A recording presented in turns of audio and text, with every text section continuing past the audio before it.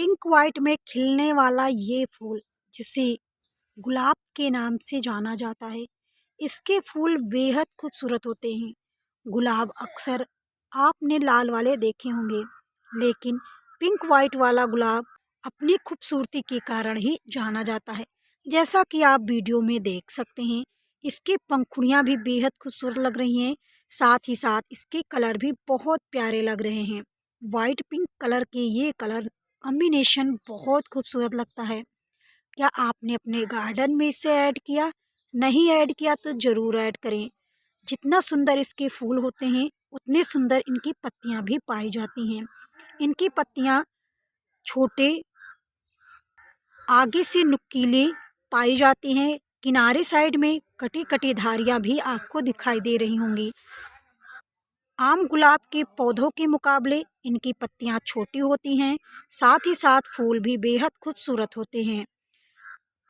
इसको मैंने कटिंग से ग्रो किया है। ये आम फूलों से थोड़ा छोटे होते हैं। फूलों की बात करें, 3 या 4 दिनों तक ही खिले रहते हैं।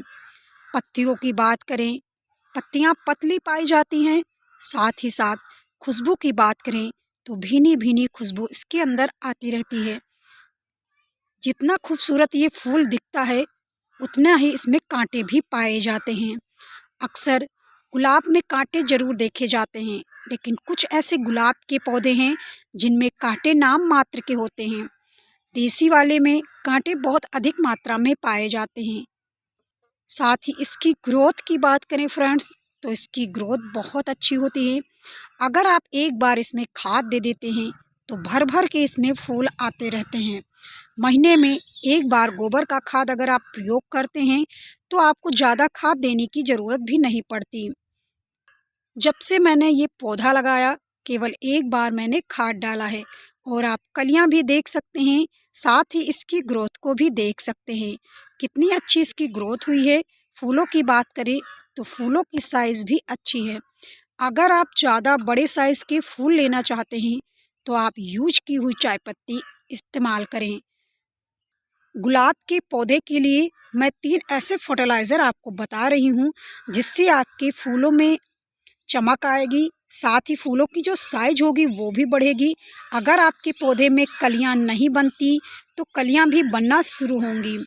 तो वीडियो एंड तक ज़रूर देखिएगा। वीडियो बहुत यूजफुल होने वाला है और आपको अच्छी जानकारी मिलने वाली है, क्योंकि गार्डनिंग से जुड़ी हुई जितनी भी चीज़ें होती हैं मैं आप तक पहुंचाने की पूरी कोशिश करती हूं।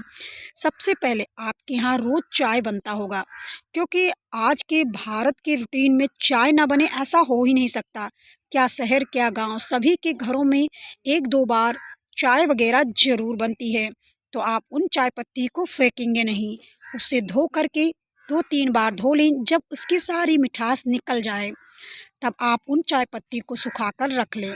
और जब भी आपको फ्लावर में साइज़ बड़ा लेना हो या फिर फूलों में चमक चाहिए, पौधे की ग्रोथ चाहिए, पत्तियां हरी भरी चाहिए, तो 1 चम्मच 1 लीटर पानी में घोल करके 3-4 दिनों के लिए छोड़ दें और उसे पौधों की जड़ों में डालें।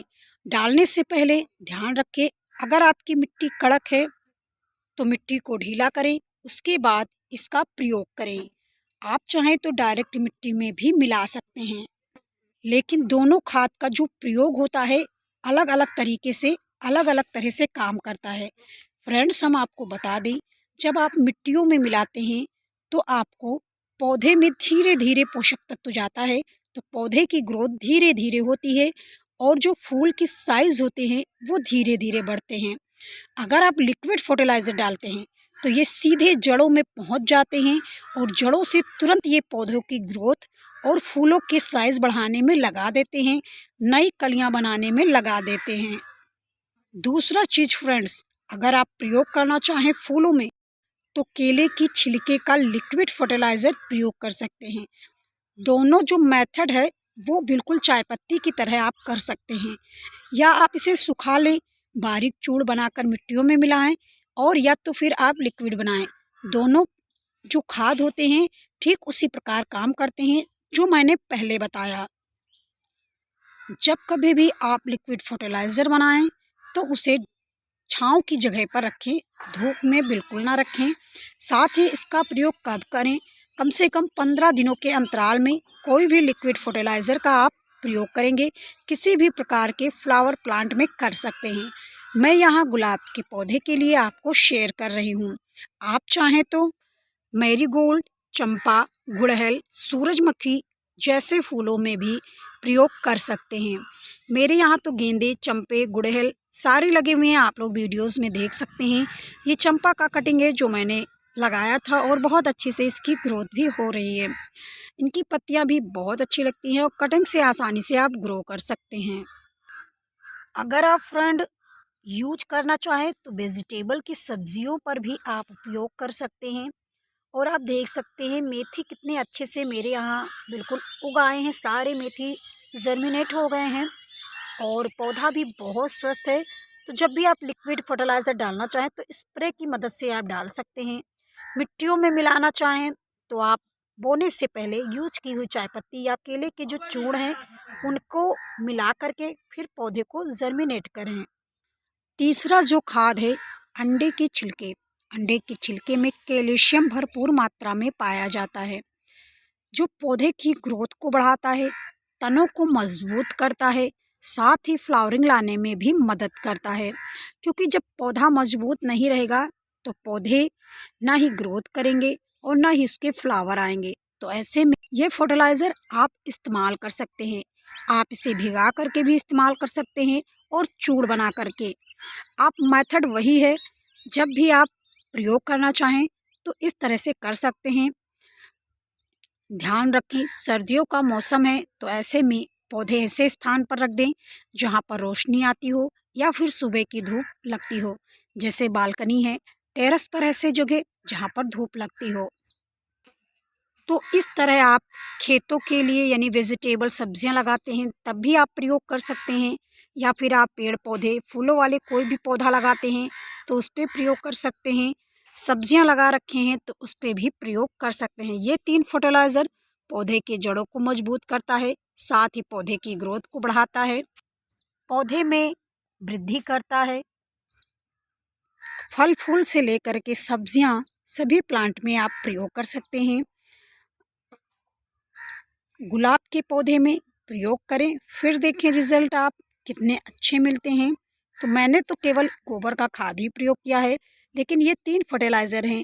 अगर आपके पौधे में फ्लावरिंग नहीं हो रहे हैं, गमले में लगा रखे हैं, तो इनका प्रयोग करें। क्योंकि गार्डन में जब पौधे लगे होते हैं तो वो आसपास से अपने लिए पोषक तत्वों को खींच लेते हैं। ज़्यादा खाद देने की ज़रूरत नहीं पड़ती, ना ज़्यादा केयर करने की ज़रूरत पड़ती। लेकिन जब आप गमले में लगाते हैं तो केयर करने की बहुत ज़रूरत होती है। सभी को पता है गमले में मिट्टियाँ जो होती हैं सीमित होती हैं, जिसके कारण केयर करना पड़ता है।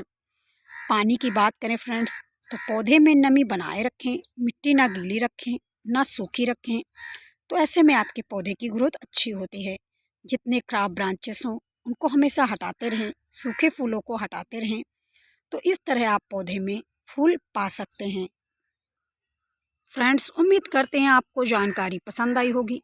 पसंद आई हो तो प्लीज़ वीडियो को लाइक शेयर करें और मिलते हैं आपको अगले वीडियो में ऐसी ही नई जानकारियों के साथ। तब तक के लिए धन्यवाद, नमस्कार।